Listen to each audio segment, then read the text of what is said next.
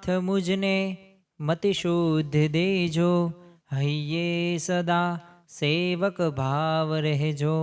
छो शब्दो मारा पण आप आवीने कहजो, राजी थई अक्षर भाव देजो, राजी थई अक्षर भाव देजो।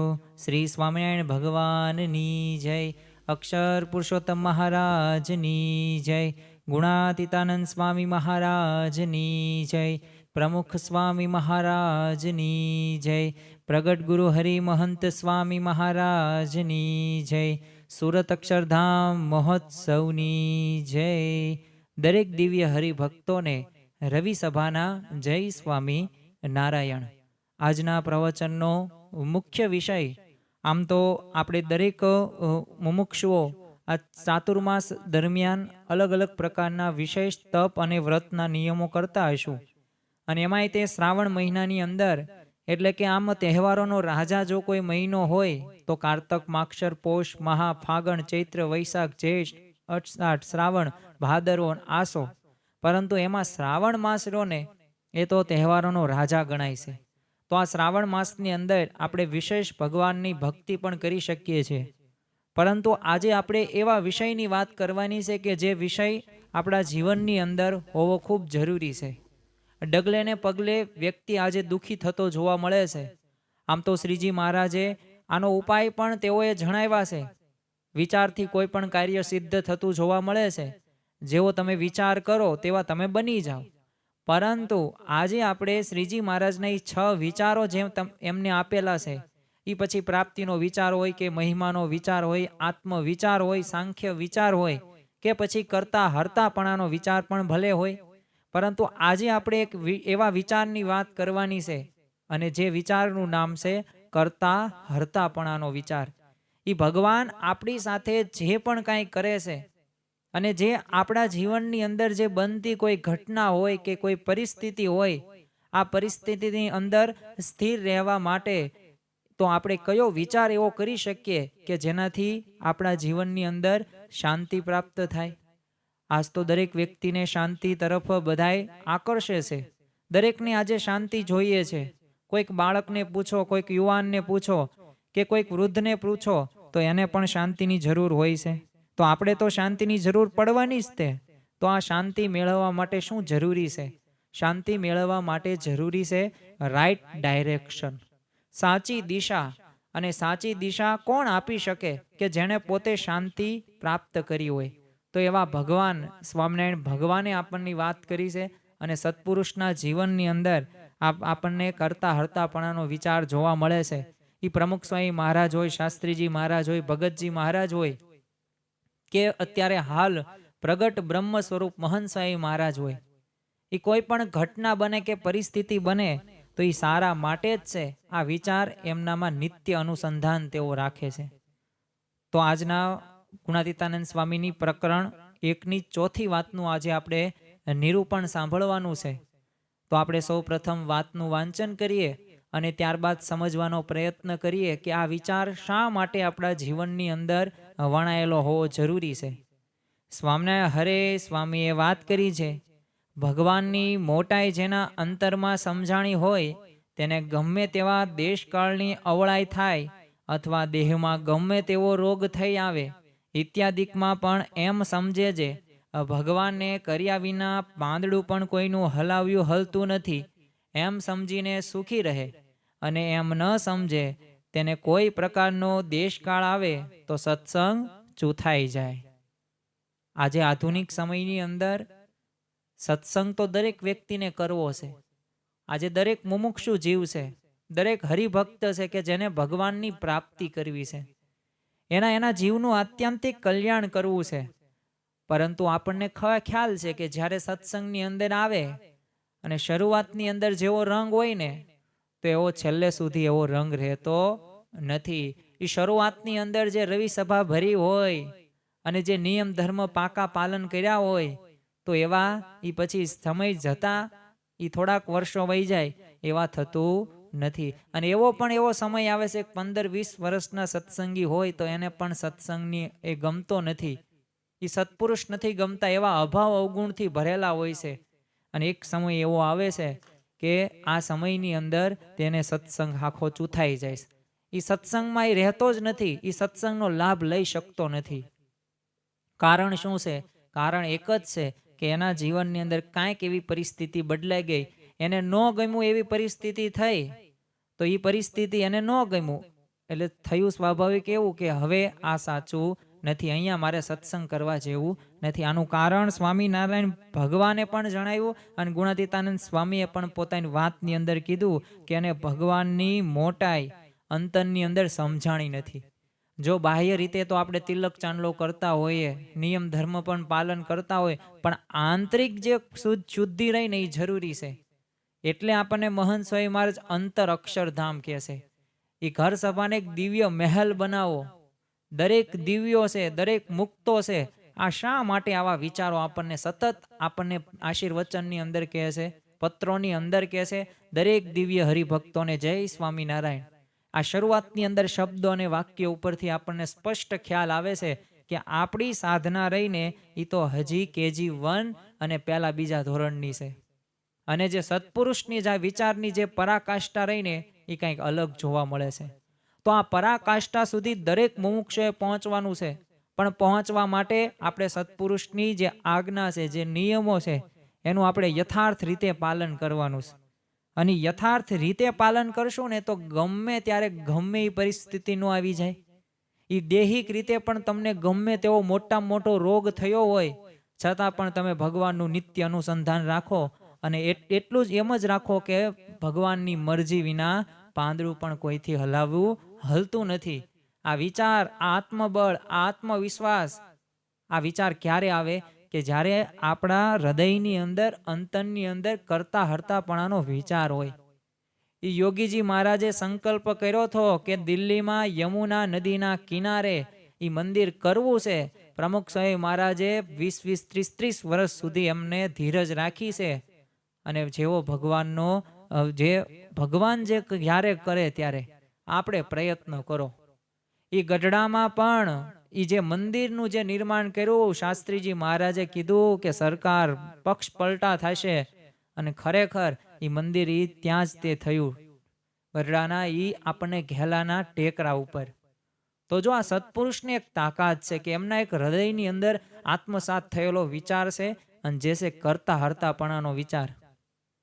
આપણનું કામ બધાય સચવાય ને તો આપણને ગમે છે, પરંતુ જ્યારે કામ સચવાતા નથી અને આપણે જે મનમાં નક્કી કર્યું હોય એ પ્રમાણે આગળ કોઈ વ્યક્તિ વર્તે નહીં અથવા એ વ્યવસ્થા એવી રીતે ન હોય ને ત્યારે આપણને ગમતું નથી.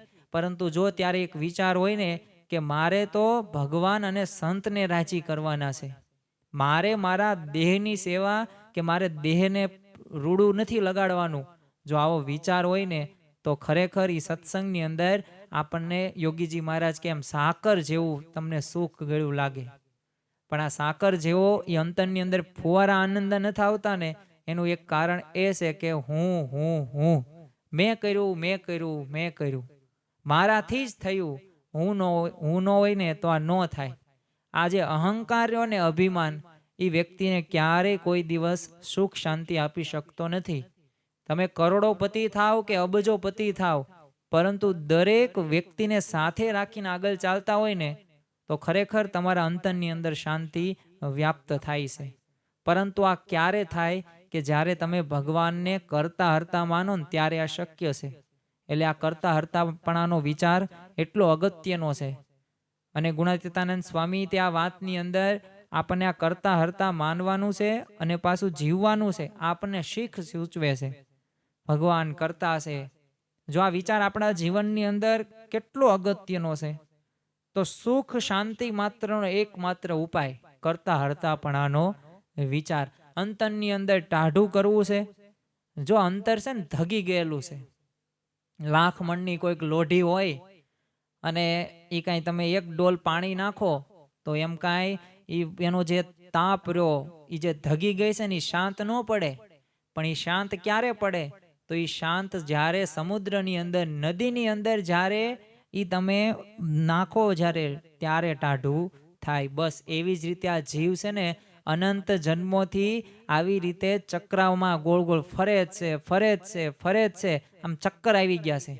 એટલે આને કાંઈ સારું નરસું એવું કાંઈ ભાન રહ્યું નથી. પણ આને તો આ સંત સમાગમ રૂપી જો આપણે એમાં ઝપકોળીએ તો ખરેખર આ જીવ પવિત્ર થાય અને જે કરવાનું છે ને તે થાય. તો આપણે આ કરવાનું છે. જો એક તો ભગવાનનું ભજન કરવાનું અને બીજું ભગવાનને સર્વ કરતા સમજવાના, અને એમાં સુખ આવે તો પાછું સુખ ભોગવી લેવાનું, અને એમાંય દુઃખ આવે તો દુઃખ ભોગવી લેવું. અને એટલે જ કીધું છે ને કે દાસના દુશ્મન હરિકેદી હોય નહીં, દાસના દુશ્મન હરિકેદી હોય નહીં, જેમ કરશે તેમ સુખ જ થશે, જેમ કરશે તેમ સુખ જ થશે. આ ગુણાતીતાનંદ સ્વામીએ પહેલા પ્રકરણની 148માં વાતમાં કીધું છે. અને ખરેખર આપણા જીવનની અંદર કોઈક નરસી પરિસ્થિતિ આવે ને, વિપરીત પરિસ્થિતિ આવે ને, ત્યારે આપણે ભગવાનને યાદ કરીએ છીએ, અને સુખમાં ભગવાનને આપણે યાદ નથી કરતા. પરંતુ એ સ્થિત પ્રજ્ઞના પણ લક્ષણો એ જ છે કે સુખ હોય કે દુઃખ હોય, જય હોય કે પરાજય હોય, એ દરેક સ્થિરતા કે દરેક પરિસ્થિતિની અંદર છે ને એ આપણે સમવર્તે છે. કોઈ પણ વ્યક્તિ, કોઈ હરિભક્ત હોય કે મુમુક્ષુ હોય કે સામાન્ય વ્યક્તિ પણ ભલે હોય, એને એક મનની અંદર વાત એક દ્રઢ કરીને રાખવાની છે કે ભગવાન ભક્તના ક્યારેય શત્રુ નથી. એટલે ભક્ત સુખી થાય ને એવું જે કાર્ય કરે છે. પરંતુ આપણે ખોટી રીતે અણસમજણ ભરી વાતો કરીએ અને એવી તર્ક મગજની અંદર લાવીએ અને ભગવાનને આપણે ખોટી રીતે ઠરાઈ દઈએ છીએ. પરંતુ ખરેખર છે ને કોઈને દુખિયારે દેખી ન ખમાય. ભગવાન આવા છે. ક્યારેય કોઈક વ્યક્તિ દુખી થતો હોય ને તો ભગવાનને કાંઈ ગમતું નથી. એ ભગવાન તો એના દુઃખ દૂર કેમ થાય ને એવા જ પ્રયત્નો કરે છે. પરંતુ આ જીવની અવળાઈ એવી છે ને કે એ સમજી નથી શકતો. સંવત 1858માં કાર્તિકી સુદ એકાદશીનો દિવસ હતો, અને જેતપુરની અંદર રામાનંદ સ્વામીએ જ્યારે સહજાનંદ સ્વામીને ગાદીએ બેસાડ્યા ને ત્યારે એ ભક્ત વત્સલ પ્રભુએ આપણા માટે શું માગ્યું. અને આ બે વરદાનો આપણે નિત્ય સંભાળવા જેવા છે. જ્યારે પણ દુઃખની પરિસ્થિતિ આવે ને ત્યારે આ વરદાનો યાદ કરવા. એમાં ત્યારેય ભક્ત વત્સલ પ્રભુએ એ સહજાનંદ સ્વામીએ બે વરદાનો માગ્યા રામાનંદ સ્વામી પાસે. પહેલું જ વરદાન માગ્યું કે તમારા સત્સંગી હોય ને એને એક વીછીનું જો દુઃખ આવવાનું હોય ને તો મને એક રૂવાડે કોટી કોટી વીછીનું દુઃખ થાવ, પણ તમારા સત્સંગીને ન થાવ. વિચાર કરો કે એક વીછી કરડે તો આપણે રહી નથી શકતા, તો ભગવાન શું કહે છે કે એક વીછી કરવાનું દુઃખ લખ્યું હોય ને તો મારા એક રૂવાડે અનંત કોટી વીછીનું દુઃખ મને લાગે, પણ તમારા સત્સંગીને કોઈ ન થાય. અને બીજું વરદાન રામાનંદ સ્વામી પાસે માગે છે કે તમારા સત્સંગીના જો પ્રારબ્ધની અંદર, આમ તો છે ને કર્મના સિદ્ધાંતોની અંદર 3 મુદ્દા સમજવા જેવા છે. એક પ્રારબ્ધ છે, એક ક્રિયામણ છે, અને એક સંચિત કર્મ છે. પ્રારબ્ધ એટલે શું? પ્રારબ્ધ એટલે કે ગયા જન્મનું કાંઈક બાકી રહી ગયું છે, જે ભોગવવાનું છે. પછી આ જન્મે તેમ સારું કરો ને તો એ તો તમારું ઇન્ક્લુડ થાય જ છે, એ તો એડ થશે જ તે. પણ જે જૂનું બાકી છે એ તો ભોગવવાનું જ રહેશે, અને ગમે એ રીતે તમને ભોગવવું પડશે. તો ત્યારે તમને ખ્યાલ આવે છે કે આપણને એમ લાગે કે આટલું બધું આપણે સારું કરવી છે ને આપણી સાથે દુઃખ કેમ થાય છે.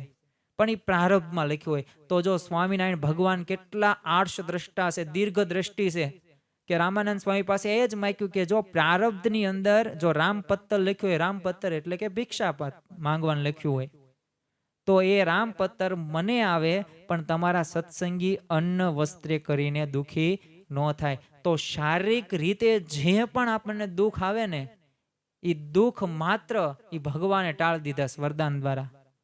અને આપણા જો ઈષ્ટદેવની એ નિમણૂક કઈ ત્યાં સંપ્રદાયના સત્તાધીશ તરીકે થઈ હતી, અને એ ઘડી સત્સંગીઓના જીવનમાં આવતા એ દુઃખની ચિંતા એ કરતા હતા. બીજું સત્સંગીને દુઃખ ન આવે ને એવી પ્રાર્થના પણ કરતા હતા. અને પાછું અનંત ઘણું દુઃખરૂની પોતાને આવે ને એવી પ્રાર્થના કરતા. તો વિશ્વના ઇતિહાસની અંદર તમે તપાસ કરો, આવી પ્રાર્થના રહીને એ તમને જોવા મળે નહીં. અજોડ વરદાનો આ બે માગેલા છે આપણી માટે. એટલે આપણે તો નિશ્ચિત રહી જવાનું છે, આપણે નિર્ભય થવાનું છે કે મને જે ભગવાનની પ્રાપ્તિ થઈ છે, મને જે સત્પુરુષ મળ્યા છે એ મારું હિત જ ઈચ્છે છે, અને મારી દરેક ક્રિયા હોય, દરેક પરિસ્થિતિની અંદર એ સાથ જ આપે છે. જો આવો વિચાર હશે ને તો તો કોઈ પણ પરિસ્થિતિની અંદર વાંધો આવશે નહીં. બાકી તો છે ને કેવું થશે, એક નાની નાની પરિસ્થિતિની અંદર પણ આપણે દુઃખી થશું. એક કોઈકે આપણને બોલાવ્યા ન બોલાવ્યા, માન સન્માન જળવાયું ન જળવાયું, પાસ મળ્યું કે ન મળ્યું, સત્સંગની અંદર આગળ બેસવા મળ્યું કે ન મળ્યું, કોઈકે આપણી નોંધ લીધી કે ન લીધી, જમવાની વ્યવસ્થા સારી થઈ કે ન થઈ, એ મહોત્સવની અંદર એ ગળદી થઈ, ભીડ થઈ, સત્સંગ આખો ચૂથાઈ જશે. પણ જો આપણે આવા સત્પુરુષ અને આપણા ભગવાન સામે દ્રષ્ટિ કરીશું ને તો ખરેખર આપણને એ સુખની અનુભૂતિ થશે. તારીખ 26/6/2017 અંદર મહંત સ્વામી મહારાજ એટલાન્ટાની અંદર વિરાજમાન હતા. એટલે આરામમાં પધાર્યા ને ત્યારે સેવક સંતો આવ્યા એમની પાસે અને પથારીમાં બેઠા હતા મહંત સ્વામી મહારાજ. એટલે સેવક સંતોએ મહંત સ્વામીને એક પ્રશ્ન પૂછ્યો કે આ તમે અત્યારે પથારીમાં કેમ બેઠા, આરામની હવે સમય છે તો આરામ કરો, તમને કાંઈ થયું છે, તમે બીમાર છો, કાંઈ તકલીફ છે તો અમને કહો. એટલે સ્વામીશ્રીએ ના પાડી કે ના, મને કાંઈ તકલીફ નથી. એટલે સેવક સંતોએ કીધું તો પછી આમ બેઠા છો એનું કારણ તો અમને કહો. અને ત્યારે મહંત સ્વામી મહારાજે એ રહસ્ય ઉદ્ઘાટિત કર્યું અને એમને સેવક સંતોને કહ્યું કે હું પ્રાર્થના કરું છું. એટલે સેવક સંતોને પ્રશ્ન થયો, બાપા તો પ્રાર્થના તો સવારે કરે જ છે પૂજાની અંદર ને ગમે ત્યારે તે, પણ અત્યારે આરામના સમયની અંદર પ્રાર્થના કેમ? એટલે સામે કીધું અત્યારે કોના માટે તમે પ્રાર્થના કરો છો? અને ત્યારે મહંત સ્વામી મહારાજે એટલાન્ટાની અંદર હતા છતાં પણ શું કીધું, દેશમાં વરસાદ થાય અને હરિભક્તો સુખિયા થાય ને એ માટે હું પ્રાર્થના કરું છું. અને સેવકોએ કીધું કે આપ તમે તો પછી ક્યારે ક્યારે આવી રીતના પ્રાર્થના કરો છો? અને ત્યારે મહંત સ્વામી મહારાજે કીધું કે આવું એક દિવસ નહીં પણ હું તો દરરોજ પ્રાર્થના કરું છું. પ્રમુખ સ્વામી મહારાજ પણ આપણને યાદ આવે, અમેરિકાની અંદર હતા, રાત્રે 2:30 વાગ્યે જાગીને અડધી કલાક 35-40 મિનિટ સુધી પ્રાર્થના કરતા હતા.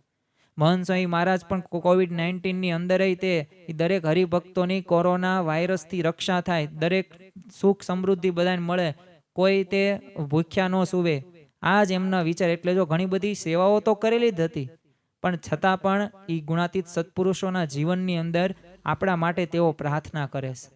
જો આપણને આવા ઈષ્ટદેવ અને ગુણાતીત સત્પુરુષ મળ્યા છે જે આપણું દુઃખ જોઈ નથી શકતા અને પોતે સહન પણ નથી કરી શકતા અને આપણે સુખી કરવા માટે એ દરરોજ પ્રાર્થના કરે છે. હવે એમાં પણ આપણને ક્યારેક દુઃખ આવે અને આપણે આ જ સમજણ રાખવી ઘટે કે ભગવાન કરતા છે અને તેઓ જે કરે છે ને સારા માટે કરે છે. જો આવી સમજણ હશે ને તો વ્યક્તિ સુખેથી પોતાનું જીવન વ્યતીત કરશે.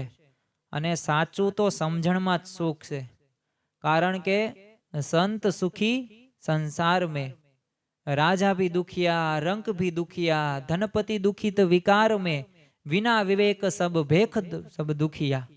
એટલે સંત એટલે શું? સારી સમજણ છે ને એ સુખી છે. તો આવી સમજણ આપણે રાખવાની છે. એક રાજ્યમાં રાજા અને દીવાન છે ને પાક્કા મિત્રો. એટલે શિકાર હોય, ગમે ત્યાં ફરવા જવાનું હોય, ગમે ત્યારે કંઈક ઉત્સવ મહોત્સવની અંદર લાભ લેવાનો હોય, એટલે રાજા હોય ને દીવાન હોય એટલે હંમેશા સાથે જ રહે. એટલે એકવાર છે ને બંને શેરડી ખાવા માટે એક ખેડૂતના ખેતરમાં જાય. સરસ મજાનો વાઢ શેરડીનો પાકી ગયેલો હતો. એટલે એમાં છે ને શરત ચૂકથી એક છરી રાજાની છે ને આંગળી પર ફરી ગઈ અને એક આંગળી કપાઈ ગઈ. એટલે લોહીની ધારા છૂટે અને આ જોઈને છે ને એનો પાકો મિત્ર પોતે દીવાન હતો, પોતે સાથે ને સાથે રહે. એટલે દીવાને જોયું કે આ રાજાની આંગળી કપાઈ ગઈ. એ તો શાંત ચિત્તે સ્વભાવ એટલું જ બોલ્યો કે હશે, ભગવાન જે કરે તે સારા માટે. હવે આવું રાજાએ સાંભળ્યું અને અકળાઈ ગયો, મૂર્ખ, મારી આંગળી કપાઈ છે ને તને સારું લાગે છે? આમાં મારા અંગ એક કપાઈ ગયું આંગળી, હું કેવો લાગીશ અને તું આમાં સારું શું થયું? એટલે રાજાએ તો એટલું બધો એને ગુસ્સો ચડ્યો અને કીધું કે હવે મારી સામે તું આવતો નહીં, હવે તું નોકરીમાંથી તને છૂટો કર્યો, જા, હવે દેખાતો નહીં નકર જેલમાં પૂરી દઈશ. અને દીવાન તો જતા જતા તો એટલું જ બોલ્યો કે હશે, ભગવાન કરે ને એ સારા માટે. હવે થોડા દિવસ થયા, દીવાન તો નહીં, કારણ કે દીવાનને છૂટો કરી નાખ્યો હતો. એટલે રાજા તો એકલો શિકાર કરવા માટે નીકળો જંગલની અંદર. અને થયું એવું કે એને રસ્તો એ ભૂલી ગયો, કારણ કે દર વખતે દીવાન હતો તો દીવાન આવી રીતે યુક્તિ દ્વારા રસ્તો બસતો ને એ બધું એને ખબર હતું. પરંતુ આને કાંઈ રસ્તાનો ખ્યાલ ન આવ્યો. એટલે ત્યાંના જે લોકો સ્થાનિક હતા, આ બધા લોકોએ રાજાને પકડી નાખ્યો અને પોતાની દેવીને થોડાક દિવસ બાદ બલિ ચડાવવાની હતી અને નર બલિ ચડાવવાની હતી અને રાજા મળી ગયો. એટલે એ તો બધા રાજી થઈ ગયા. હવે પકડાઈ ગયો એટલે જીવ તો આનો છે ને રાજાનો તાળવે ચોંટી ગયો અને કહ્યું કે આ તો હવે હું નક્કી મારું મૃત્યુ નિશ્ચિત છે, કારણ કે આ નર બલિ ચડાવવાના જ છે. અને બીજા દિવસે વધ માટે પહેલા છે ને રાજાનું પૂજન થયું, ફૂલહાર થયા અને રાજા તો ચિંતિત જ હતો, કારણ કે એક નક્કી જ હતું કે હવે આ બધી મારી જીવનની અંતિમ ઘડીઓ છે અને આ બધા મને શણગારે છે અને હમણે મારું વધ કરી નાખશે. અને પછી તો બધા લોકોને એક મેન પુરોહિત હતો એને બોલાવે છે અને પુરોહિત તો જોવે છે એની રાજાની એક આંગળી નહોતી. એટલે પુરોહિતે બધા લોકોને કહી દીધું કે રહેવા દો, આને તમે છોડી મૂકો, આને મારવો નથી, નરબલી આમાં ન ચાલે, કારણ કે આની એક આંગળી તો ખંડિત છે અને દેવીને તો આપણે 32 લક્ષણોનો ભોગ ચડાવવાનો હોય. એટલે આવું અખંડિત આવા કોઈ વ્યક્તિઓ ચાલે નહીં. એટલે રાજાને છોડી મૂકવામાં આવે છે અને રાજા તો પોતે રથની અંદર તરત બેસીને જાય છે રાજમહેલ તરફ અને તરત એક વિચાર કરે છે. અને ઓલા દિવાન જે હતો ને, થોડાક મહિના પહેલા જે ઘટના બની હતી, એ આંગળી કપાઈ ગઈ, શબ્દો યાદ આવ્યા. અને શબ્દો શું યાદ આવ્યા કે ભગવાન જે કરી સારા માટે હોય.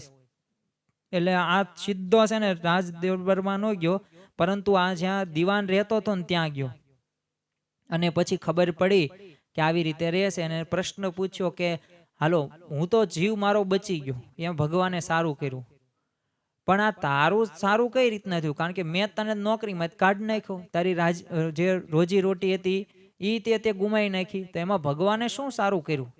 અને ત્યારે ઓલા દીવાને શું કીધું કે તમે હજી સમજ્યા નહીં પૂરી વાત.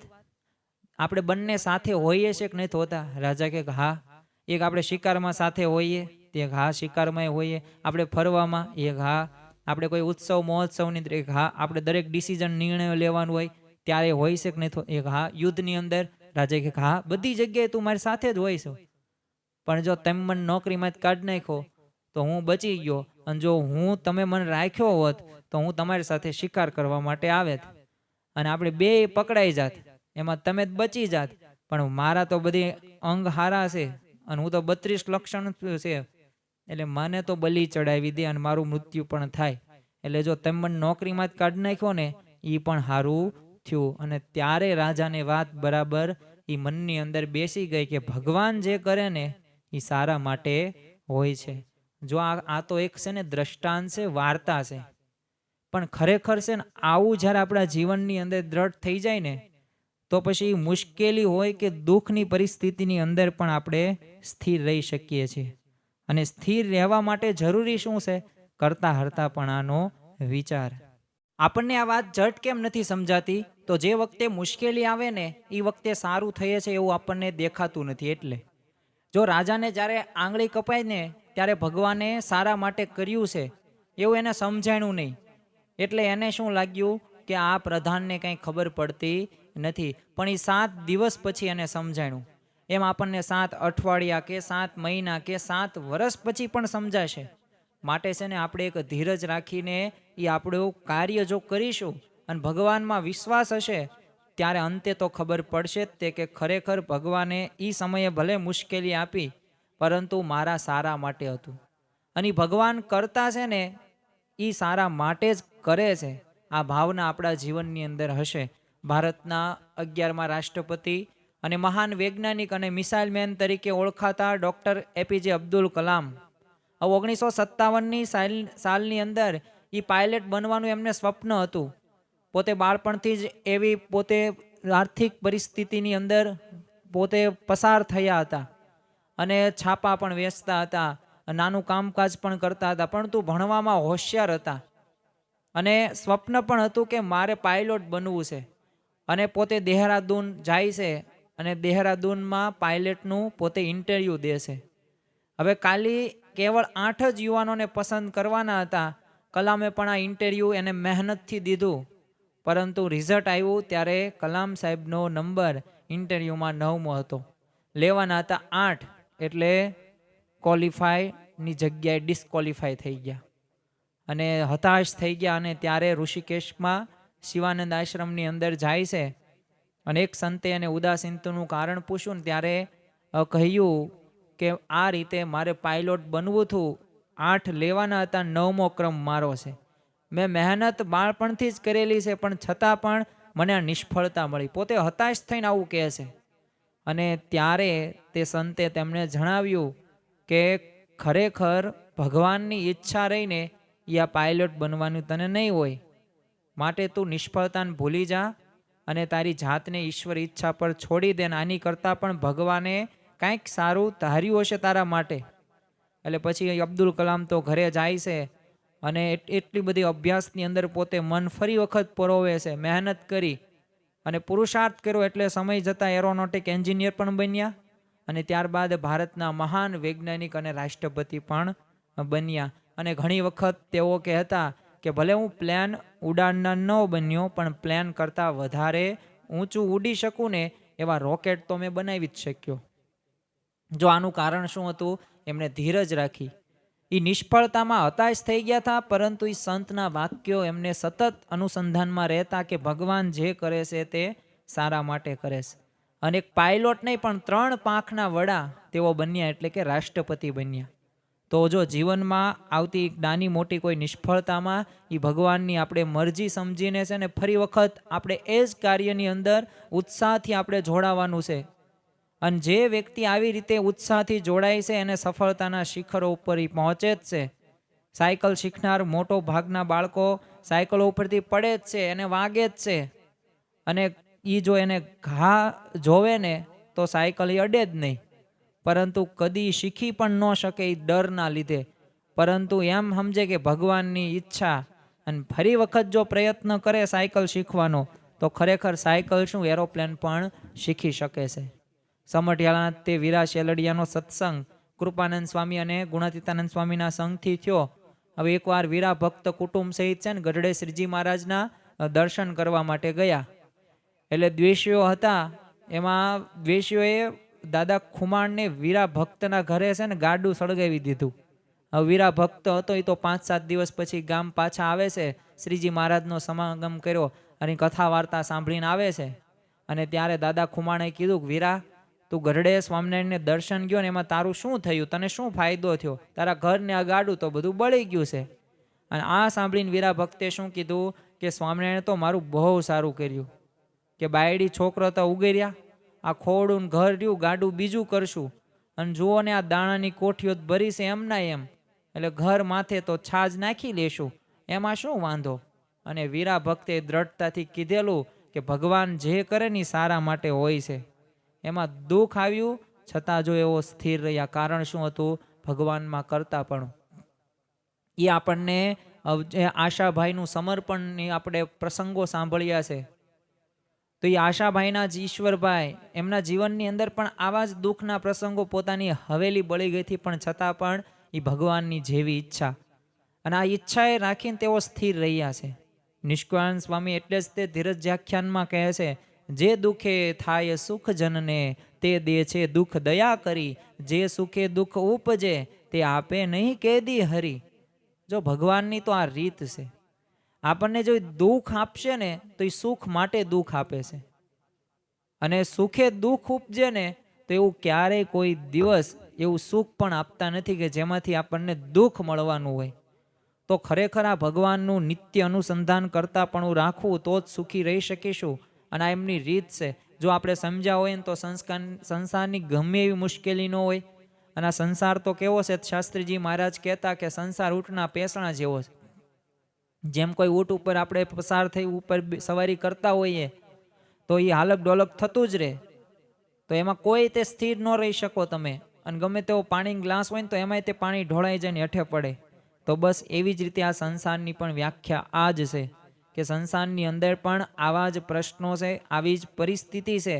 અને આ પરિસ્થિતિમાંથી ઉગરવા માટે આ સત્પુરુષ જ અને ભગવાન જ આપણી મદદ કરશે. અને એવો ભાવ રાખીશું, એવી વિચાર રાખીશું ને તો જ તે ગમે તેવા રોગ હશે દેહની અંદર, છતાં પણ આપણે સત્સંગમાંથી પાછા પડીશું નહીં. શા માટે? કારણ કે કરતાપણાનો વિચાર આપણે દ્રઢ કર્યો છે.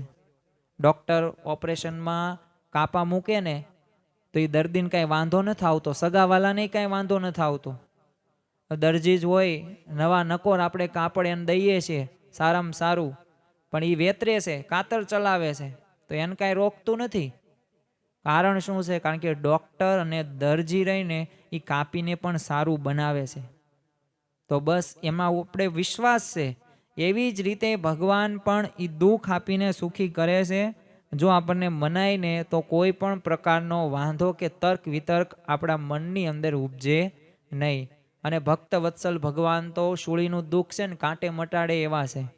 અને કાંટાના દુઃખથી આપણી જો કેટલાય જન્મની જો વાસના કે આસક્તિ કે સ્વભાવો કે ઇન્દ્રિયો જે અંતઃકરણ રૂપી જો આપણી રક્ષા કરવાની હોય, ટાળવાની હોય, તો એ કાંટાનું દુઃખ રાજી થકા આપણે સહન કરવાનો એક લાભ છે, એક માલ આપણે સમજીને સહન કરી લેવું. એમાં બહુ કોઈને કહેવું નહીં, દુઃખના રોદડા રોવા નહીં. શ્રીજી મહારાજ તો એક ગામમાં ચાલતા હતા અને ત્યાં એક ગાડાવાળાને દયા આવવાથી છે ને શ્રીજી મહારાજને પોતાના ગાડામાં બેસવા વિનંતી કરી. પછી શ્રીજી મહારાજ એને ડબ્બામાંથી સુખડી પણ જમાડી અને આગળ જતા એક ઘટાદાર વૃક્ષ નીચે છે ને વિસામો ખાવા ગાડું ઊભું રાખ્યું. એટલે થોડી વારે તો એક જાન આવી અને જાનૈયામાંથી તો કોઈના ઘરેણાનો ડબ્બો ખોવાયો હતો. એટલે શ્રીજી મહારાજને ડબ્બા વિશે પૂછવા આવ્યા બધા જાનૈયાઓ કે આવી રીતે કોઈક ઘરેણા ચોરી ગયું છે. એટલે શ્રીજી મહારાજે શું કહ્યું કે તમે જે ઘરેણા ચોરવા જેવાની વાત કરો છો ને, એ જે ગુમ થયેલા છે ને, એ આ ગાડાવાળાએ લીધા છે. આમ આંગળી ચીંધીને કીધું. અને જાનૈયા તો ગાડાવાળા ઉપર તૂટી જ પડ્યા, ગાડાવાળાને ખૂબ માર્યો. અને ત્યાં તો જાનૈયા બીજા ઠેકાણે ડબ્બો મળી ગયો. એટલે ત્યાંથી તો વહી ગયા ગાડાવાળા. તો એમના હવે નિર્દોષ ગાડાવાળો હતો. એટલે એ તો દુઃખી સાથે આવે છે કે મેં આમની મદદ કરી, ગાડામાં બેસાડ્યા ભગવાન શ્રીજી મહારાજને, અને છતાં આવી રીતે હું નિર્દોષ હતો, ખબર જ હતી કે મેં ચોરી નથી કરી, છતાં મારું નામ કેમ દીધું? એટલે આ નિર્દોષ ગાડાવાળો મહારાજ પાસે આવે છે અને પોતે એમની સેવા કરીને જમાડ્યા ને વગેરે વાકે માર ખવડાવ્યો ને એટલે કારણ જ પૂછ્યું કે મહારાજ કે આ તમે શું કર્યું? કે મેં કાંઈ ચોરી નથી કરી, તમારી સાથે જ છું, આપણે અહીં વિસામો માટે ઊભા છીએ, તો આવું કેમ કર્યું? વગેરે વાકે કેમ તમે મને માર ખવડાવ્યો? તમે ભગવાન છો, દયાળુ છો, તમે મારી રક્ષા પણ ન કરીને સામે પક્ષે તમને માર ખવડાવ્યો. અને ત્યારે મહારાજે શું કીધું? મર્મની વાત કરી કે આ જાનૈયાને તારી સાથે 7 જન્મનું વેર હતું અને મેં એ 7 મિનિટની અંદર પતાવ્યું. અને ગાડાવાળો આ સાંભળ્યું અને મહારાજના પગમાં પડી જાય. જો એમ ધનકી જાણે મનકી જાણે, જાણે ચિતકી ચોરી. ભગવાન આગળ કાંઈ આપણે છુપાવીએ ન જ, અને આપણે કાંઈ અંતર્યામી નથી જાણી શકીએ, પણ ભગવાન અને સંત તો છે ને બધુંય જાણે છે. પાસ્ટ, પ્રેઝન્ટ એન્ડ ફ્યુચર, 3 કાળનું ભગવાન અને સંત જાણે છે. કારણ કે God's ways are strange but his methods are sure. ભગવાનની રીત ભલે અનેક્ષિત હોય, જે ગમતી ન હોય, પણ અમોઘ હોય છે. માટે જીવનમાં આવતા નાના મોટા રોગ હોય કે અપમાનના પ્રસંગો હોય કે નિષ્ફળતા રહીને ભગવાનનો પ્રસાદ માનીને આપણે સ્વીકારી લેવામાં જ માલ છે. અને એ સ્વીકારશું તો જ તે આપણે સુખી થઈશું. જો ભગવાનને આપણે સર્વ કરતા માનીએ તો કેવા લાભો થાય? તો પહેલો જ આપણને એવો લાભ થાય કે મંત્ર જંત્રમાં કે અન્ય ઠેકાણે પ્રતીતિ ન આવે. જો યાદ રાખવું કે પતિવ્રતાની નિષ્ઠા આપણે રાખવાની છે. એટલે જેમ કોઈ પત્ની હોય ને તો એનો પતિ એક જ હોય અને એમાં નિષ્ઠાપૂર્વક એને પતિવ્રતા સ્ત્રી કહેવાય. બસ એવી જ રીતે આપણને જે ભગવાન અને સંત મળ્યા છે એ સર્વ કરતા માનવાના છે.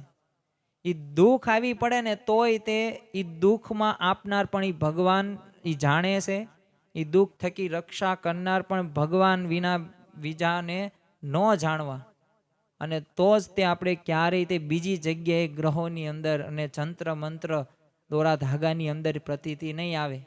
શ્રીજી મહારાજે વચનામૃત ગરડા મધ્યના 38માં કહ્યું છે કે સંસારી જીવ છે તેને તો કોઈક ધન દેનારો મળે કે દીકરો દેનારો મળે તો ત્યાં તરત પ્રતીતિ આવે, અને ભગવાનનો ભક્ત હોય તેને તો જંત્ર મંત્ર નાટકને આ ચેટકમાં ક્યાંય પ્રતીતિ આવે જ નહીં. તો યાદ રાખવું કે આપણે સંસારી જીવ તો છીએ, દરેકની કંઈક અપેક્ષા છે, કંઈક તૃષ્ણા છે, દરેકને કંઈક મેળવવું છે.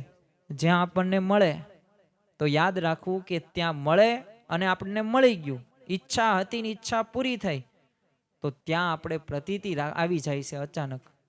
પણ ખરેખર જે ભક્ત હોય ને, મુમુક્ષુ જીવ અને ખરેખરો ભક્ત, તો એ છે ને પક્ષ રાખે, નિષ્ઠા પણ રાખે છે ને સમર્પણનો પણ ભાવ રાખે છે. કલ્પિત દેવીઓની બીક આપણને જંતર મંતર ને આવી રીતે કરે, તો ભગવાનનું એ આશરાનું બળ પહેરવા માટે જ તે શ્રીજી મહારાજે આસો સંવંત 1862 ની સાલમાં એક પત્ર લખીને ગામોગામ સત્સંગી જનો માટે ફેરવ્યો હતો. અને પત્રમાં મહારાજે શું કીધું કે જો ભગવાન સિવાય કોઈને મારવા, જીવાડવા કે દુઃખ દેવા સમર્થ નથી. જો મંત્ર જંત્ર વાળાનું ચાલતું હોય તો રાજા લશ્કર શા માટે રાખે? એક મંત્ર વાળાને જ રાખે. માટે નિર્ભય રહી ભગવાનને સર્વ કરતા સમજી ભજન કરજો. આ પત્ર તમે એકાગ્ર મન કરીને ધારજો અને થોડુંક વિચારજો. હવે આપણે થોડોક આ પત્રનો વિચાર પણ કરીએ, થોડાક શબ્દનો પણ મર્મ સમજવાનો પ્રયત્ન કરીએ. ભગવાન શું કહે છે કે જો આટલું બધું એનું જોર હોય, જો everything is possible in the world, દરેક કાર્ય ઈ પોસિબલ છે, સાચું છે, ખોટું કાંઈ નથી. પણ જો એટલું બધું સાચું નહીં હોય તો પછી આ બધા યુદ્ધો થાય છે, જે પ્રશ્નો આવે છે, ગરીબી, બેરોજગારી, બેકારી, તો આમાંથી દૂર થઈ જવાય ને. પણ હકીકતની અંદર એવું થતું નથી. અબજો રૂપિયાના કરોડો અબજો ખર્ચો અત્યારે સૈન્યમાં થાય છે. આ અણુ બોમ્બ તમે કહેતા હોય, શસ્ત્રો કહેતા હોય, એને મેન્ટેન તો કરવા ને, એ મેન્ટેનન્સનો તો એટલો કરોડો અબજોનો ખર્ચો થઈ જાય. તો હકીકતની અંદર જો એટલું બધું જ સામર્થ્ય હોય તો એ થઈ ન જાય. પણ એવું થતું નથી. એટલે છે ને ભગવાનને જ સર્વ કરતા સમજવાના છે અને ભજન કરવાનું છે. ભાવનગર જિલ્લાના સીમારી ગામમાં એક ભક્તનો દીકરો બીમાર પડ્યો. તકલીફ એટલી બધી હતી ને કે 8 દિવસ તો અન્ન જળ વિના રહ્યો. અને કોઈકે એમને સલાહ આપી કે તમે બીજું બધું કરાવો, નકર આ બધું નહીં મટે, અને થોડીક બીજામાં આમાં આસ્થા રાખો. એટલે જો એ સમયે જો નિષ્ઠામાં કાચપ હોય ને તો ભલભલા સંસારી આમાં પડે. પરંતુ આ ભક્તે તો શું કીધું સામે કે શ્રીજી મહારાજની જો ઈચ્છા હશે ને તો દેહ રહેશે, નહીં તો પડી જશે. અને આ ભક્તની આવી દ્રઢતા જોઈને શ્રીજી મહારાજે દર્શનય દીધા અને છોકરા સાજો પણ થઈ ગયો. જો મહારાજને જ કરતા માન્યા હોય ને તો અન્ય કોઈ ઠેકાણે પ્રીતિ આવે નહીં. બીજો જ ફાયદો એક અગત્યનો છે કે નાના મોટા પ્રસંગમાં સ્થિર રહેવાય. આજે નાના નાના પ્રશ્નો વ્યક્તિના જીવનની અંદર આવે છે ને એમાં ડિસ્ટર્બ થઈ જાય છે, અપસેટ થઈ જાય છે. અને એ પ્રશ્નનું સ્વરૂપ એટલું બધું મોટું કરી નાખે છે કે એને એમ જ લાગે છે કે આના પ્રશ્નના લીધે જ હું દુઃખી છું.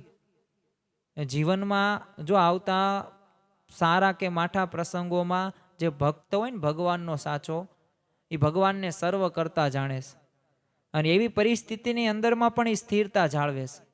નાગપુર પાસે જ તે બાલાઘાટ વિસ્તારમાં કાકુભાઈ એમના પરિવાર સાથે રહે. હવે એમનો એક દીકરો ઉમંગ નામ, અને આ ઉમંગ ઓસ્ટ્રેલિયા રહે. એક દિવસ આ સત્સંગી કુટુંબ પર અણધારી એક આફત એવી પડી કે સટ્ટો ખેલનારી એક વ્યક્તિએ કાકુભાઈના ઘરે આવીને એમના પત્ની પાસેથી 25 લાખ રૂપિયાની માંગણી કરી. હવે પત્ની રૂમમાં જઈને કાકુભાઈને ફોન કરવા લાગ્યા, અને આ વ્યક્તિ આ જોયું તો એણે એમનું ખૂન કરી નાખ્યું. હવે કાકુભાઈએ તો આ પ્રસંગે સ્થિર રહી પત્નીની અંતિમ વિધિ પણ કરી. પણ લોકોએ કાકુભાઈને ટોણા મારતા એ શું કીધું, તમારા પત્નીએ આટલી બધી ભક્તિ કરી, એનું ફળ શું? એનું તો મૃત્યુ થઈ ગયું, એને મૃત્યુ ખૂન થઈ ગયું અને મૃત્યુ થયું છે. અને ત્યારે કાકુભાઈએ સ્થિર હતા કે પત્ની છે ને અપમૃત્યુ નથી થયું, ધામમાં જ બેઠા છે. અને ઓસ્ટ્રેલિયામાં રહેતા જ એમના દીકરાએ માતુશ્રીના ધામગમનના સમાચાર જ્યારે મળ્યા ત્યારે એમણે પણ સ્થિરતા દાખવી, કારણ કે એ પ્રમુખ સ્વામી મહારાજની સમજણ સાથે તેઓ જીવન જીવતા હતા. અને જ્યાં સમાચાર સાંભળ્યા ને એટલું જ નહીં, પ્રમુખ સ્વામી મહારાજના આશીર્વાદના માટે પ્રિન્ટ કરાવીને લેમિનેશન કરાવીને ભારત લેતો આવ્યો અને બધા સગાને વહેંચી દીધા. અને ખરેખર ત્યારે સ્વામી બાપાએ આશીર્વાદ આપ્યા. અને લખ્યું શું હતું, કોઈ પણ પ્રશ્ન આવે ને તો સીધી જ વાત છે કે મહારાજ કરતા છે, એમની મરજીથી થાય છે. કોઈ કોઈનું સુધારતું નથી ને કોઈ કોઈનું બગાડતું નથી. કરતા ભગવાન છે, જે કાંઈ કરે છે, કરાવે છે એ આપણા સારા માટે જ છે. ભગવાન જે કરતા માનો તો શાંતિ શાંતિ શાંતિ. અને દરેકમાં રહીને ભગવાન કરતા છે એમ માનીએ ને તો કોઈ પણ પ્રકારનો ક્લેશ થાય નહીં. સંપ રહે, કોઈ દિવસ અભિમાન પણ ન આવે, અને માન ઈર્ષા માર્યા ફરે, એ અડે જ નહીં. અને જો આખું કુટુંબ આ પત્ર વાંચીને પરિવારની એવી સમજણ થઈ ગઈ ને તો બધું વિસ્મિત થઈ ગયું, બધું ભૂલાઈ ગયું. મહંત સ્વામી મહારાજ પણ સમક્ષ જ્યારે કાકુભાઈના પરિવારનો જ્યારે આ પ્રસંગ કહેવાયો ને ત્યારે સ્વામીશ્રીએ રાજીપો દર્શાવતા કહેલું કે જબરજસ્ત નિષ્ઠા કહેવાય, નિષ્ઠામાં પરાકાષ્ઠા. તો જો આવી પરાકાષ્ઠા જો આપણે પણ લાવીએ ને તો ખરેખર આપણે ભગવાનને અને સંતને કરતા હરતા માયના કહેવાય. જો જીવનમાં આવતા આ સુખ દુઃખમાં તમામ પ્રસંગોમાં સ્થિર રહેવા માટે આપણે આ સમજવું જરૂરી છે. આપણે જો અખંડ સુખી રહેવું હોય તો સુખી રહેવા માટે આ જરૂરી છે, કરતા હરતાનો વિચાર. બીજો એક અગત્યનો ફાયદો છે, કોઈનો અવગુણ પણ ન આવે. લંકામાં જ્યારે ભગવાન શ્રી રામે રાવણનો નાશ કર્યો ને પછી શ્રીરામની આજ્ઞાથી હનુમાનજીએ અશોક વાટિકામાં સીતાજીને વિજયના સમાચાર આપ્યા. એટલે પછી હનુમાનજીએ સીતાજીને વિનંતી કરી કે અશોક વાટિકામાં તમને રાક્ષસીઓએ ખૂબ ત્રાસ આપ્યો છે અને તમને વારંવાર કઠોર વચનો કીધા છે અને ધમકાવ્યા છે ને ડરાવ્યા છે.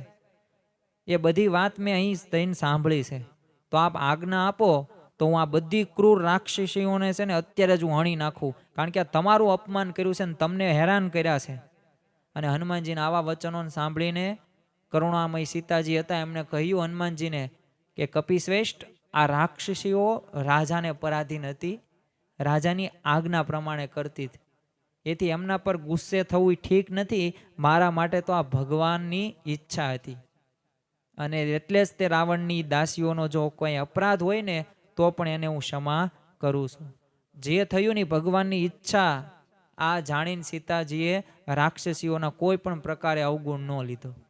વિચાર કરો કે જે વ્યક્તિને હેરાન કરવામાં આવે છે, જે વ્યક્તિને જાણી જોઈને ધમકાવવામાં આવે છે અને એવા કષ્ટો આપવામાં આવે છે, પણ છતાં પણ એ શું બોલે છે કે એ તો ભગવાનની ઈચ્છા છે અને એનો કોઈ પણ પ્રકારે અપરાધ છે જ નહીં, કોઈ એવો અપરાધ પણ લેવાની જરૂર નથી. ભગતજી મહારાજ પણ જુનાગઢમાં જ્યારે નવી હવેલીની સેવા કરતા હતા એટલે કેટલાક દ્રશ્યો દ્વારા ભગતજીને મરે ને તો સારું એવો સંકલ્પ કરતા હતા. એટલે મંદિરની સામેના વંડામાંથી 12 મણના ચૂનાના કોથળા એમના પર ચઢાવતા અને કોઈક વખત તો જોરથી પણ ફેંકે. પરંતુ ત્યારે પણ ભગતજી મહારાજની સ્થિતિ કેવી હતી કે ગુણાતીતાનંદ સ્વામીની મૂર્તિ ધારે અને સ્વામી જ પોતાની કસોટી કરે અનેક વાર. અને એવું જ એમને લાગે કે વિચાર શું હોય સતત કે આ જે પણ કરે છે ને એ ગુણાતીતાનંદ સ્વામી જ કરે છે, એ મારી કસોટી લેશે, એ મારી પરીક્ષા લેશે. એટલે કોઈનો અવગુણ આવતો નહીં. બસ બધાને છે ને સ્વરૂપની અંદર એ સ્વામી સ્વરૂપ જ દેખાય. ખરેખર આવી ઉચ્ચ બ્રાહ્મી સ્થિતિ પ્રાપ્ત કરવા માટે એ આપણે આવા ગુણો રાખવા જરૂરી છે.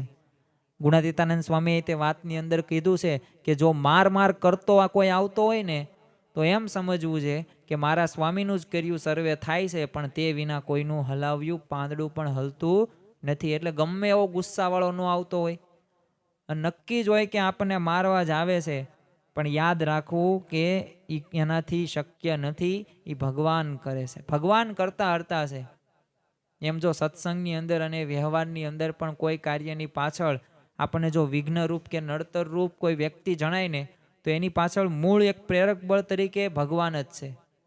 તો જો આવું આપણે માનીશું તો તત્કાળ એક સમાધાન થઈ જશે અને આ સમાધાનથી આપણે સુખી પણ રહી શકીશું. તારીખ 31/8/2017 અંદર મહંત સ્વામી મહારાજ પોતે ફિલાડેલ્ફિયા અમેરિકાની અંદર આવેલું મંદિર છે ત્યાં પધાર્યા હતા અને ત્યાં મહંત સ્વામી મહારાજને એક પ્રશ્ન પૂછવામાં આવ્યો કે આપની નિંદા કોઈ કરે, કોઈ આક્ષેપો આવ્યા હોય તો એમાં આપ કેવી રીતે કાર્ય કરો છો? અને ત્યારે સ્વામીશ્રીએ કહ્યું કે ચિંતા જ નથી, ગમે એ ટીકા ટિપ્પણી થાય. તરત તે સામે સેવક સંતો હતા એમણે પ્રશ્ન પૂછો ફેરવીને કે એવી વ્યક્તિ પ્રત્યે તમને આંટી અણગમો થાય કે ન થાય? એટલે સ્વામીશ્રીએ શું કીધું, ચલાવી જ લેવાનું, છૂટકો જ નથી, ભૂલી જવાનું, યાદ ન રાખવું અને રિશ્તો ક્યારેય ન રાખવી. સમજણ રાખવી કે કરતા હરતા ભગવાન છે ને એનું તથા આપણું શ્રેય હશે. તો જો આ કરતાપણાની આ સમજણથી એ મહંત સ્વામીને ક્યારેય કોઈનો અવગુણ આવતો નથી. અને યોગીજી મહારાજ પણ યોગી ગીતાની અંદર કહે છે ને કે થાથા થાબડા જેવો હોય ને તો એનો પણ મને અવગુણ ક્યારેય આવે નહીં. તો ખરેખર આપણે પણ આપણા જીવનની અંદર જો આપણે કોઈનો અવગુણ લેવો હોય ને તો આ સમજણ જરૂરી છે. ચોથું અને અગત્યનું અને છેલ્લું જે ફાયદો થાય છે કરતા હરતાનો વિચાર રાખવાથી કે અહમ શૂન્ય રહેવાય. આજે સૌથી વધુ મોટા જો કોઈ પ્રશ્ન હોય ને તો સ્વાદના છે, કામના છે, બીજા બધા લોભના પણ છે. પણ સૌથી વધારે જો પ્રશ્ન અત્યારે આવતો હોય ને તો અહમના આવે છે. અભિમાન બધાને આડું આવે છે કે મને કહી જાય, મને કોણ કહેવા વાળું, હું આટલું બધું કમાવું છું, આટલી બધી સેવા કરું છું, આટલા બધા વર્ષોથી સત્સંગી છું, અને મને આમ કહી જાય. બસ આ મને આમ કહી જાય ને હું જ્યાં આવે છે ને ત્યાં અભિમાન આવે છે. રાવણ હતો ને 4 વેદનો ભણનાર હતો, પણ છતાં પણ એ રાવણનું પણ અભિમાન રહ્યું નથી. એ દુર્યોધન હતો, સામે એના પક્ષની અંદર જ કેવા ધુરંધરો હતા, પણ છતાં દુર્યોધનનું પણ અભિમાન રહ્યું નથી. એટલે યાદ રાખવું કે અભિમાન એ વ્યક્તિને વિનાશ તરફ પ્રેરે છે. પરંતુ જો આપણે કરતા હરતાપણાનો વિચાર રાખીશું તો એક મોટામાં મોટો તે ફાયદો થશે કે અહમ શૂન્ય રહેવાશે. શ્રીજી મહારાજે વચરામૃત ગઢડા અંત્યના 39માં કીધું છે કે અહમ મમત્વને માયા કહી. આ અહમ ભગવાનને સર્વ કરતા હરતા માનવાથી ટળે છે. ભગવાને જો જેવી સૃષ્ટિ બનાવી છે એવું હજી માણસ કાંઈ કરી શક્યો નથી. ભલે આપણે ગમે એટલી ટેકનોલોજીની શોધ કરી, ચંદ્ર ઉપર પહોંચી ગયા, અલગ અલગ મિશનો દ્વારા આપણે અત્યારે સંશોધનો પણ થઈ રહ્યા છે. આપણે હવામાં પણ ઉડવી સીવી એરોપ્લેન, હેલિકોપ્ટર કે જે તે યંત્રો દ્વારા, પણ હજી માણસ લોહીનું ટીપું બનાવી શક્યો નથી, એક વાળ પણ બનાવી શક્યો નથી. જો ભગવાને ઘાસમાંથી દૂધ મળે ને એવી ગાયો બનાવીશ, પણ માણસ એવી કોઈ ફેક્ટરી નથી બનાવી શક્યો કે એક બાજુથી ઘાસ નાખો ને બીજી બાજુ દૂધ નીકળે. માણસ ભલે પેન્સિલનો એક ટુકડો આધાર વિના અધ્ધર ન રાખી શકે, અને ભગવાને 5600 કરોડ અબજ ટન પૃથ્વી અને સમગ્ર એક તારા મંડળ ટેકા વિના એક અધ્ધર રાખ્યું છે ને પાછું એ નિરંતર ગોળ ગોળ ફરે છે. તો આવી તો ભગવાનની અનંત રચના છે. જો મનાય ને તો અહંકાર આપણો ઓગળી જ જાય કે આપણે શું લાવ્યા હતા ને શું લઈ જઈશું. એક એવો સ્થૂળ એવો દેહ, અને છેલ્લે તો આ દેહને તમે ગમે એટલો રૂડું કરશો પણ ખરેખર આ દેહ સાથે કાંઈ આવવાનું છે? તમે ગમે એટલે તમારું મુખ સાચવો, તમે ગમે તેટલા સારા કપડાં પહેરો, ગમે એટલું સારું બોલો, પણ છતાં પણ એ છેલ્લે આવવાનું નથી. એ દરેક તે ગમે ત્યારે તમારું જ્યારે મૃત્યુ થશે ને ત્યારે તમને 2 દિવસ પણ રાખવામાં નહીં આવે. એ તમારા પિતા હોય કે માતા હોય કે પત્ની હોય કે ભાઈ બહેન કે તમારા દીકરા હોય, કોઈ પણ તમારી સાળ સંભાળ 2 દિવસ સુધી, કારણ કે ચેતનીય આત્મા વહી ગયો. અને યાદ રાખવું, આત્મા અમર છે, અવિનાશી છે, અજર છે ને સુખરૂપ છે. ખરેખર જે આ મનુષ્ય દેહ આપણને મળ્યું છે ને એ દુર્લભ છે. અને દુર્લભ કઈ રીતે? કારણ કે આ દેહ કરીને જ આપણે ભગવાનનું ભજન કરવાનું છે ને આપણું કામ કાઢી લેવાનું છે. જેમ કોઈક માતા પિતા હોય ને, એના સંતાનો ઉંમર એની થઈ ગઈ હોય 20, 25, 27 વર્ષ, 2 દીકરા હોય ને 1 દીકરી હોય, તો એને પરણાવી દે વહેલા હાર અને કામ બધું કાઢી નાખે, અને પછી નિશ્ચિત થઈ જાય કે બસ મારું જે કર્તવ્ય હતું એ પૂરું થઈ ગયું. બસ એવી જ રીતે આપણે આ જે મનુષ્ય દેહ મળ્યો છે ને, આ મનુષ્ય દેહની અંદર આત્યંતિક કલ્યાણ પ્રાપ્ત કરવાનું છે. એ આપણે મોક્ષ માટે પ્રયત્નો કરવાના છે. કારણ કે અનંત જન્મોથી આપણે બધું કરતા આવ્યા છીએ. આપણે બધા દેવો પણ થઈ ગયા છીએ, બધાય પ્રકારનું આપણે ખાધું પણ છે. કોઈ વસ્તુ એવું બાકી નથી રાખ્યું કે જે ન ખાધું હોય. અને યાદ રાખવું કે શ્રીજી મહારાજે તો વચરામૃતની અંદર કીધું છે કે આ જીવે છે ને પોતે એક દરિયાની અંદર જેટલું પાણી છે ને એટલું માતાનું ધાવણ પીધેલું છે. તો વિચાર કરો આપણે કેટલા જન્મો લીધા હશે.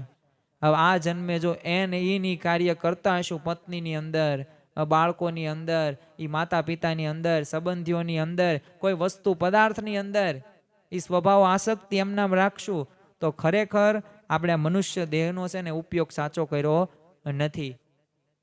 કાર હોય ને સારામાં સારી BMW કે મર્સિડીઝ કે રેન્જ રોવર, આ બધી કારો તો બહુ કરોડો રૂપિયાની છે. તો શું એ કાર આપણે ખરીદીએ તો ઘાસ ભરવા માટે ઉપયોગ કરવામાં આવે છે?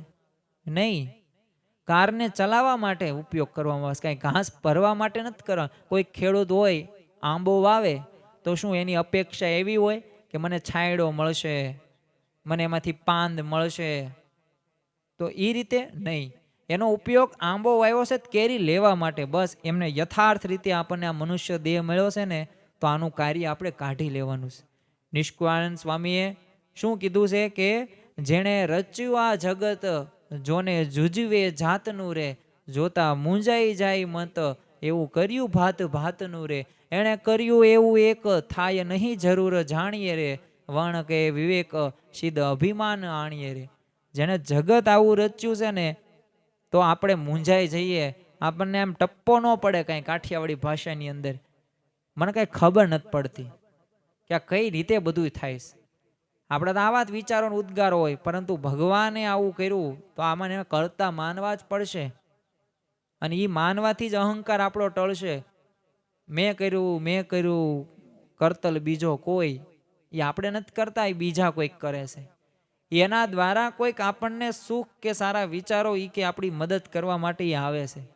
અને ભગવાન તો અવશ્ય આપણી મદદ કરે જ છે, પરંતુ આ જીવે એ સમજવાનું છે કે મારી સાથે ભગવાન છે અને એ ભગવાનનું બળ છે ને, એટલે હું આ કાર્ય કરી શકું છું. 1961ની સાલમાં યોગીજી મહારાજે 51 સુશિક્ષિત યુવાનોને ભાગવતી દીક્ષા આપી, અને બીજે દિવસે ગઢપુર મંદિરની અંદર એ શિખર સુવર્ણ કળશ ચડ્યા. હવે આશરે 40,000 ભાવિકો આ ઉત્સવ લાભ લઈને કૃતાર્થ થયા, અને બધાને આનંદ પણ થયો.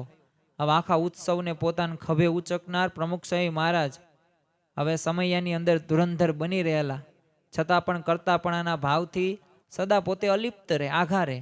આ ઉત્સવ સંબંધમાં જ્યારે જલ ઝીણી હતી, એ નોંધને પોતાની રોજ નિષ્ઠમાં ટપકાવનાર પ્રમુખ સ્વામી મહારાજે પોતે આ સમયમાં ઘસાઈ જે છૂટ્યા ને, એનો થોડોક પણ ઉલ્લેખ એમને કાંઈ કર્યો નહીં. તેઓ તો પોતે પડદા પાછળ અને મંચ માંડવો શોભાવી જાણતા હતા.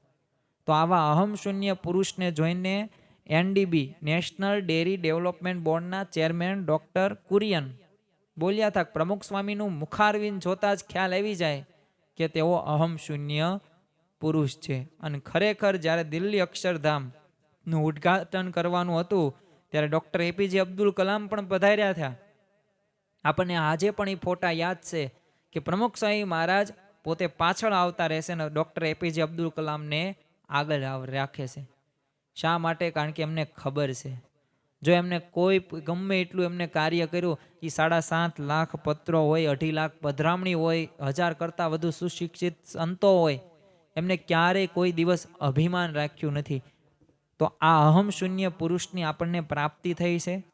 મહંત સ્વામી મહારાજના પણ આપણે થોડાક પ્રસંગો જોઈએ કે કેવું કરતાપણું તેઓના જીવનની અંદર જોવા મળે છે.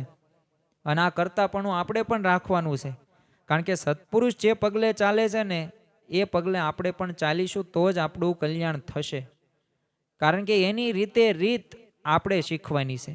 તારીખ 25/1/2017ની અંદર મહંત સ્વામી મહારાજ સારંગપુરની અંદર વિરાજમાન હોય છે. એટલે શિબિરનું આયોજન થયેલું, અને મહંત સ્વામી મહારાજની ઉપસ્થિતિની અંદર તેઓના મહિમાના સંતો વાતો કરે, સદગુરુ સંતો અદ્ભુત પ્રવચનને પ્રસંગો કહેતા હતા. પછી નારાયણ મુનિ સ્વામીએ છે ને સ્વામીશ્રીને એક પ્રશ્ન પૂછ્યો કે સ્વામી કેવું રહ્યું? એટલે સ્વામીશ્રીએ શું કીધું કે હું તો માળા ફેરવતો હતો. એટલે સામે નારાયણ મુનિ સ્વામી બીજો પ્રશ્ન પૂછ્યો કે મહારાજ સ્વામીએ બધું સોંપ્યું છે, એ બધું કરે છે? તો જો આ એક પ્રકારની ભાવના આપણને મહંત સ્વામી મહારાજના જીવનમાં જોવા મળે છે. બધું કોને સોંપી દીધું? મહારાજ સ્વામીને. આ કરતાપણું, આ નિત્ય અનુસંધાન, તો કોઈ પણ જાતનો કોઈ પ્રશ્ન પણ નહીં. તારીખ 15/5/2018માં મહંત સ્વામી મહારાજ ચેન્નઈની અંદર એ પ્રતિષ્ઠિત મહાનુભાવોએ એક સ્વાગત દિન હતો, એટલે સ્વામીશ્રીને સત્કાર્યા હતા. એટલે ત્યારબાદ સુભાષિત જે વરસાવતા સ્વામીશ્રી બોલ્યા કે આ સ્વાગત થયું એ મહારાજ સ્વામીનું થયું છે, આપણે તો કાંઈ નથી, આપણી તો દાસ ભાવે સેવા કરીએ. આપણે કોણ? મહારાજ સ્વામીના બધું આવી ગયું. અને સ્વામીશ્રીમાં હુંપણાના ભાવનો આપણને એ પ્રલય થઈ ગયો હોય ને, એવું ત્યારે બધાએ અનુભવ્યું. તો આ એમની ભાવના બોલે છે, આ એમના વિચારો બોલે છે, અને આ પ્રમાણે તેઓ જીવન જીવે છે.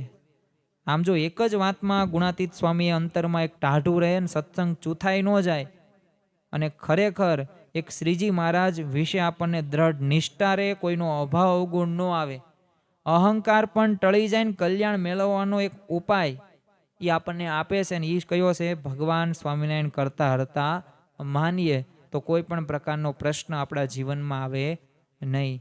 તો ખરેખર ડગલે ને પગલે જે મુદ્દાની આપણને જરૂર છે, આમ તો છે ને તાવ આવ્યો હોય કે માથું દુખ્યું હોય કે પછી પેટમાં દુખતું હોય ને, તો જે દવા તમે લ્યો ને અને એની દવા જ લો ને ત્યારે જ એ તાવ કે પેટમાં દુખવું એ મટે. બાકી અન્ય ગમે તેવી દવા લ્યો એમ મટે નહીં. એમ અહીંયા આપણને ગુણાતીતાનંદ સ્વામી એ જ સમજાવે છે કે ભગવાનને કરતાપણું માનવાનું છે.